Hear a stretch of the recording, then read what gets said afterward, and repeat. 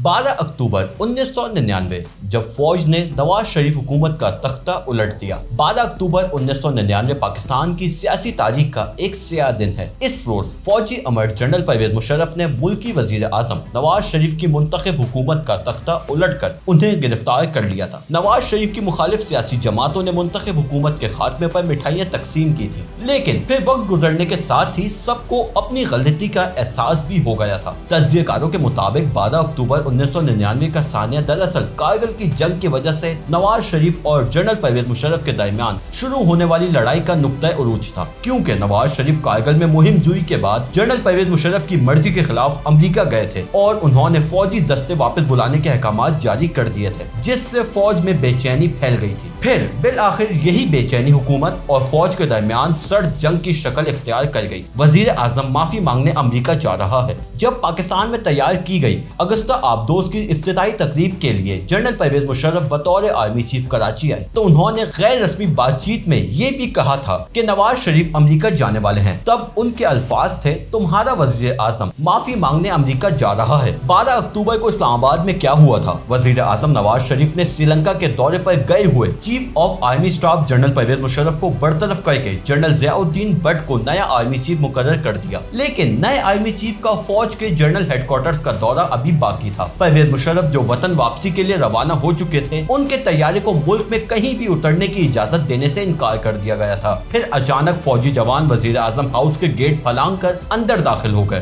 फौज की जानिब से वजीर आजम से इस्तीफा तलब किया गया और इनकार पर नवाज शरीफ को गिरफ्तार कर लिया गया था। अल्लाह सब खैर करेगा। कोर कमांडर उस्मानी इस्लामाबाद की तरह कराची में भी टीवी और रेडियो समेत दीगर अहम तंसीबात पर फौज तैनात कर दी गई थी। Core commander Karachi lieutenant general Mazhar Hussain Usmani Pervez Musharraf को लेने एयरपोर्ट पहुंचे तो ISI के सरबराह लेफ्टिनेंट जनरल महमूद भी वहां पहुंच चुके थे। ज़ियाउद्दीन भट्ट के मुताबिक कोर कमांडर उस्मानी परवेज मुशर्रफ का इस्तकबाल करने एयरपोर्ट नहीं जाना चाहते थे, मगर नए आर्मी चीफ की हिदायत पर वो एयरपोर्ट गए थे। ये उसी वक्त की बात है, तब रकमुल उरूफ के जनरल उस्मानी से एयरपोर्ट लॉन्च में मुलाकात हुई थी, तो वो सिर्फ ये कहकर कंट्रोल टावर की तरफ बढ़ गए थे। अल्लाह खैर करेगा। कंट्रोल टावर में जनरल उस्मानी और जनरल महमूद की मुलाकात हुई और तैयारे को लैंडिंग के लिए रनवे खाली रखने की हिदायत जारी कर दी गई थी। तैयारे से बाहर आने पर परवेज मुशर्रफ खासन पुरसुकून और मुतमईन दिखाई दे रहे थे। एयरपोर्ट पर मौजूद दोनों जनरलों ने तैयारे से उतरने पर परवेज मुशर्रफ को सैल्यूट किया था, जिसके बाद सब वाज़ेह हो गया था कि तब मुल्क की कमान किसके हाथ में थी। तैयारा अगवा साजिश केस।